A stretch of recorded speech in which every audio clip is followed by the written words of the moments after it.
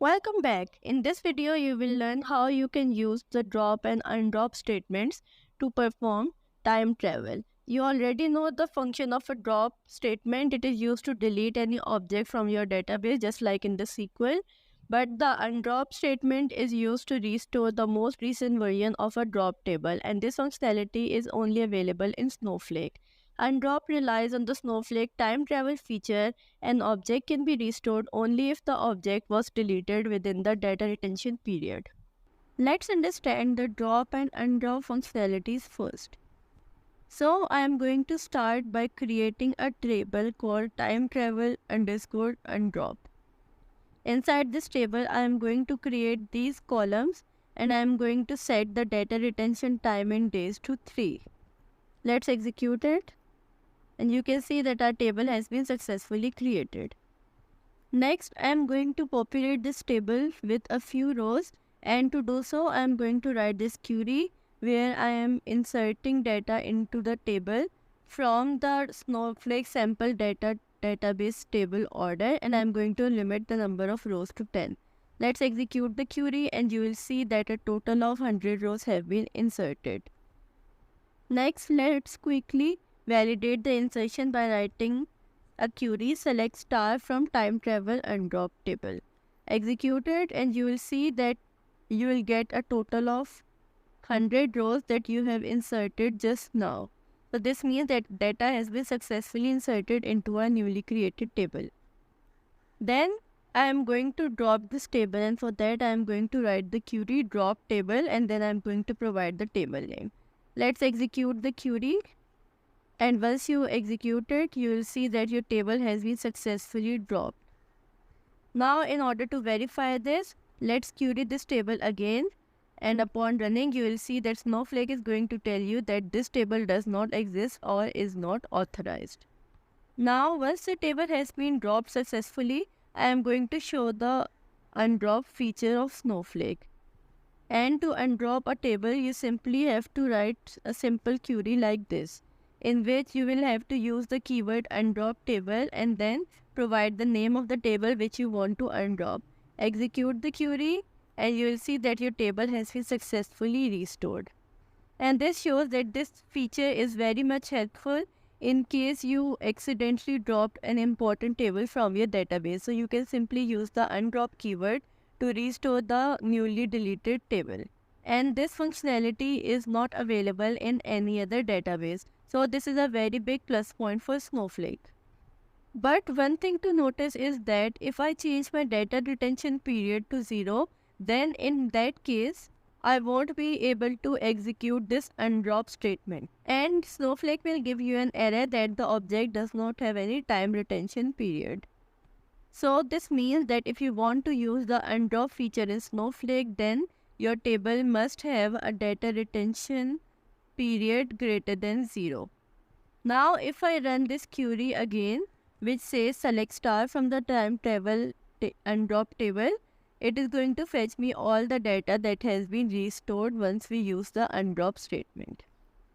So this is how the undrop statement works with respect to a particular table. Now let's go ahead and see how the undrop statement works in case of a schema and in case of a database.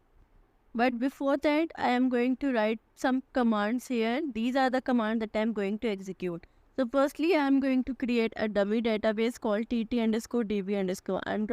Then I am going to create a schema inside that database. Okay, let me just use this database as well. Use database tt_db_undrop. Then I am going to create the schema inside the database. I am going to use the schema and then I am going to create a table tt_undrop having a single field inside it.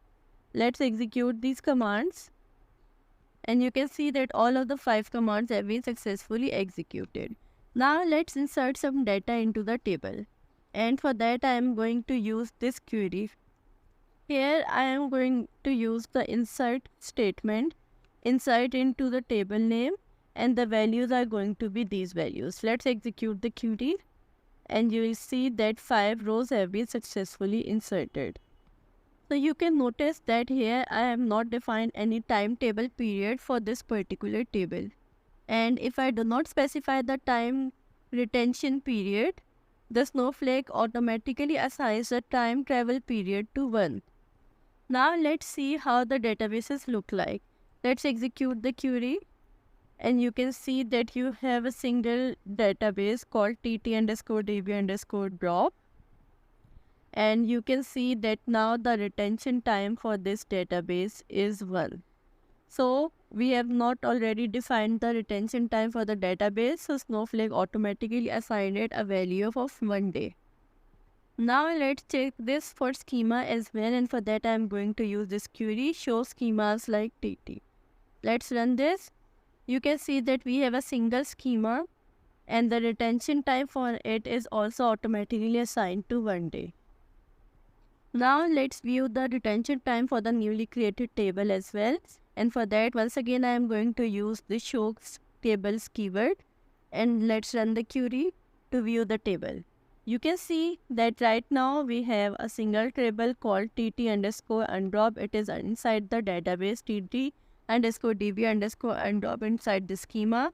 And you can see that the retention time for this table is also automatically set to 1. So if you do not set the data retention period for the table, database or schema, the Snowflake will automatically assign a value of 1 day.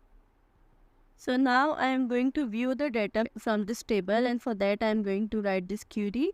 Let's execute it to see all the data present inside the table. So you can see that these are the 5 rows that we inserted for the field 1 value.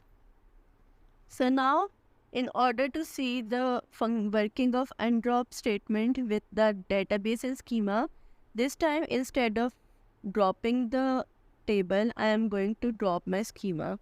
For that, I am going to use this query here. I am going to use drop database and then provide the name of the database which I want to drop. Let's execute it, and you can see that our database has been successfully dropped. Now, if you refresh your databases from here, you can see that now you do not have the tt_db_undrop database. And you can also verify it by a query. So I'm going to run this query again, and this time it is going to show you that it is unable to use this database because the object does not exist or the operation cannot be performed. Now let's view the schemas to see if it displays anything or not. Let's execute it, and you can see that this time it has produced no result because the schema was present inside the database and we deleted the database itself. Now let's undrop the database, and for that I am going to write this query here. Instead of drop, I am going to say undrop. Okay, let's execute it, and you can see, okay, this query is not executed. Let's run this. Let's execute the query, and you can see that our database has been successfully restored. Now, if I execute this query again, you can see that now it is showing us the schema tt_schema_undrop having a retention type of 1. So you can see that we can easily drop and undrop a table, a schema, and a database. But if any of them have a retention period of 0, then you cannot undrop a table or a database or a schema. And if you do not assign a retention period to your database, schema, or table while creation, then Snowflake will automatically assign it a value of 1 day. So that's how you can drop and undrop database, schemas, and tables. That's all for this video. I'll see you in the next one.